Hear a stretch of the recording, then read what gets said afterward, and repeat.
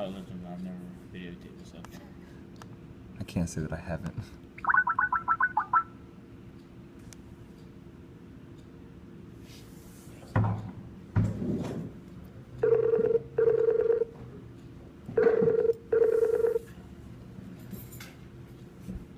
All right, dude.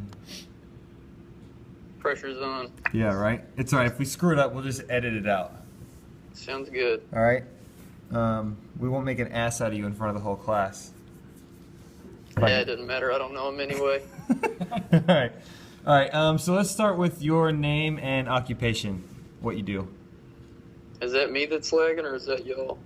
Maybe both. I'm on my cell phone, or we're on his cell phone.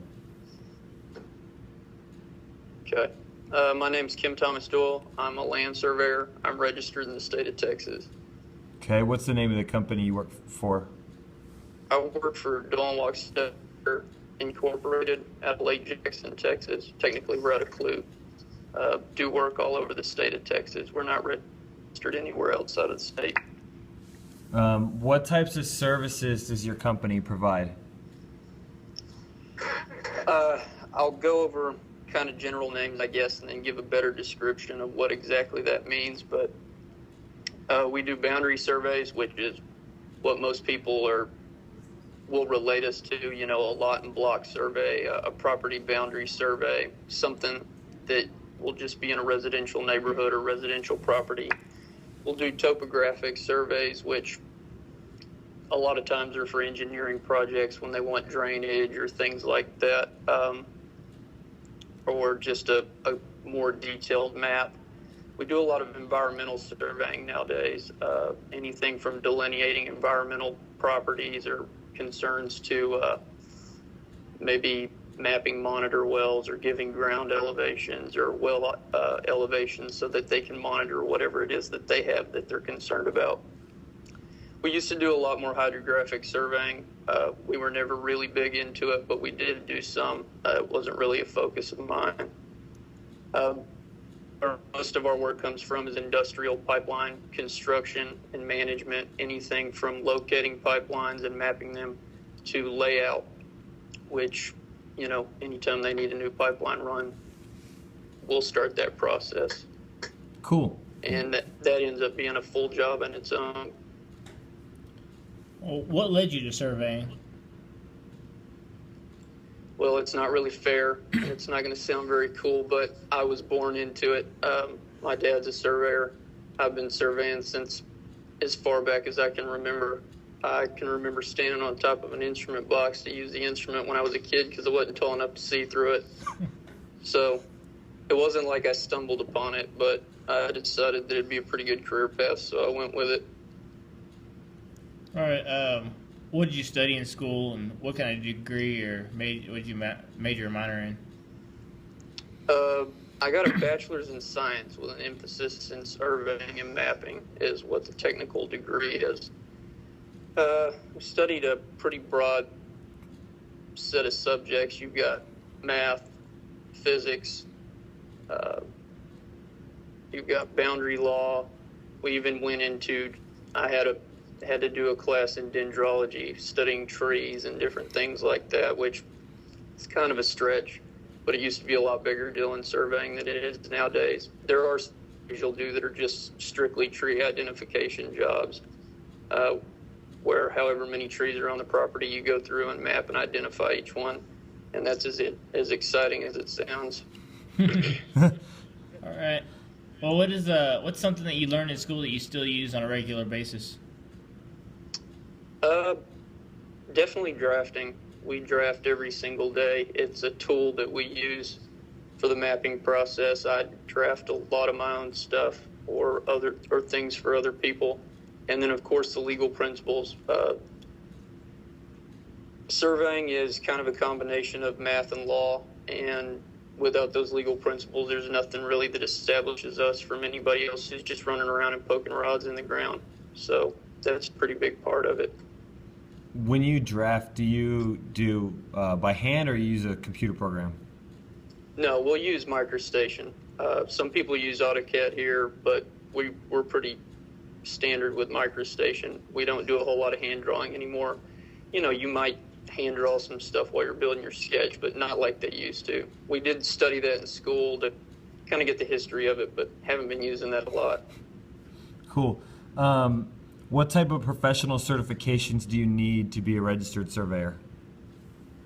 Well, you have to be an RPLS, which is a registered professional land surveyor. That comes from the state. More than usual, the way that process works is you have to have a 4-year degree from an accredited institution or a college, and you only have a few options. I wrote those down to make it easier, but your only options for your degree are either a surveying and mapping degree or a civil engineering degree, a mathematics degree, a photogrammetry degree, a forestry degree, or a land law degree. After you've got your degree, you can take your SIT, which I guess my understanding is the engineers have fundamentals of engineering exam, but we have a fundamentals of surveying exam. Once you've taken that test, it starts a 2-year period where you have to work for a registered surveyor who is putting you in responsible charge. He's allowing you to make decisions, but he's there as your safety net to keep you from making bad decisions. After that 2-year process, you can sit for your test. You take the test. If you pass it, you're registered. If you don't, I think you get a couple more chances before you go into a process where you have to impress upon them that you're actually trying to continue your education and not just attempting to take the test every time you get a chance. Same thing for civil engineers. After you failed it 3 times, I think you gotta go back and take a course or whatever. Prove what the hell the problem is. Skip that one. Start there. What's a typical day of work like for you in the office, out of the office? I'm in the office a lot more than I used to be, or I'm not out of the office as much as I used to be, I guess. Come in, check my email, check my phone, see what exactly I got. Usually I'm going to respond to something that I have from the day before. A lot of my time is consumed with research. I'll have that period of time where I'm taking a call from somebody or working on a proposal for a new job or something along those lines, but most of it's research. Most of it's deed research to make a working sketch. We'll make that working sketch, and then we'll go to the field. The field crew will usually go to the field under supervision, and they'll take care of the field work. They'll bring that back. We'll analyze that data, and then we'll either draft that or we'll give it to the drafting department to draft. That's one scenario. Other times we may have that data come in and we'll put it into a spreadsheet or some other kind of presentation to deliver it. In the field, it's pretty different scenario. You're going to go to the field and you may be doing a survey in a neighborhood. You may be out in the middle of nowhere doing a 1,000-acre boundary, and that's going to be your standard locating any kind of features or information that's important on the property, locating the property corners, bringing information back to the office where the administration process can be done. Okay. Cool. What type of instruments do you use? We use a lot of GPS nowadays. Mostly all GPS. Anytime that we can use GPS, we avoid everything else. We will use an instrument, a total station, probably is what most people are familiar with. And we do use robotic total stations, which cuts a 3-man crew down to a 2-man crew pretty easy, or a 2-man crew down to a 1-man crew. But there's also 3D scanning. We do some of that. That's starting to be a bigger thing than it used to be. But 90% of the time, we're going to use GPS in the field. Do you feel like that's more accurate than using the traditional equipment? No. It depends on how you're applying it, though. You know, if you've got a line that's 10 miles long and you have to have a point at the beginning of that line and a point at the end of that line, it's going to be more accurate, because to run that 10-mile long line with that instrument is going to cause a lot of error. So your error between 2 points is going to be better in the scheme of things. You know, you're looking at a tenth and a half most of the time at the worst, compared to an instrument where you can set up an instrument. If you're shooting 1,000 feet, you can shoot it down to the 100th.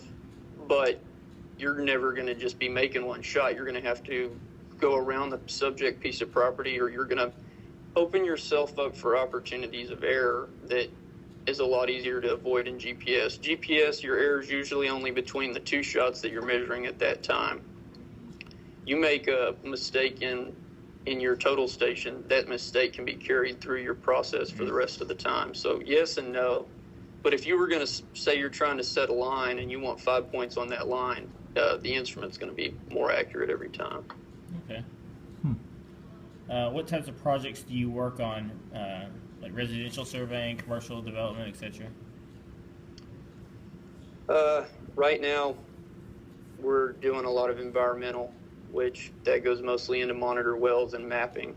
They may have a problem, or there may be another company with a problem, and they will hire us as third party to come in and map the problem or give them elevations so that when they're monitoring the groundwater or whatever it is they need, they have that information.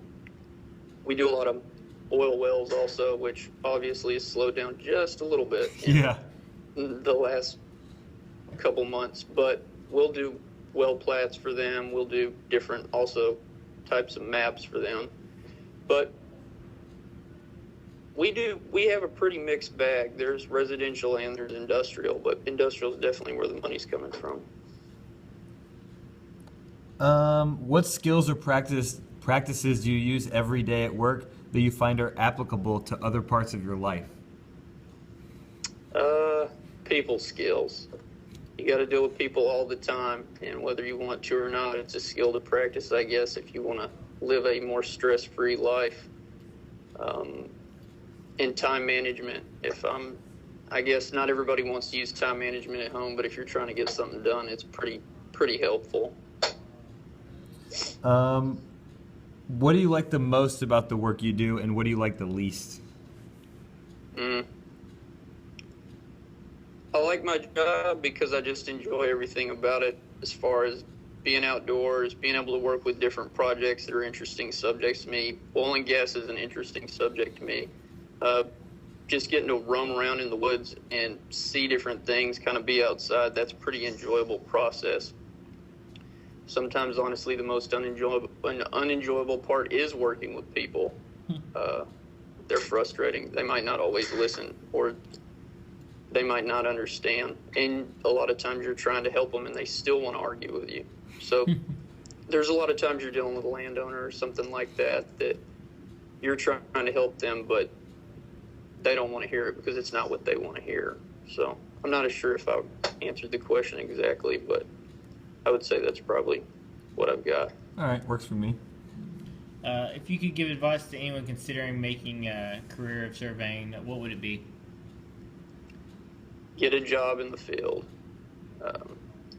It'll make it a lot easier. It'll make it a lot easier to understand. That time that you spend out in the field and getting your hands on that equipment and working with it, understanding the process and how everything happens from the ground up is pretty useful.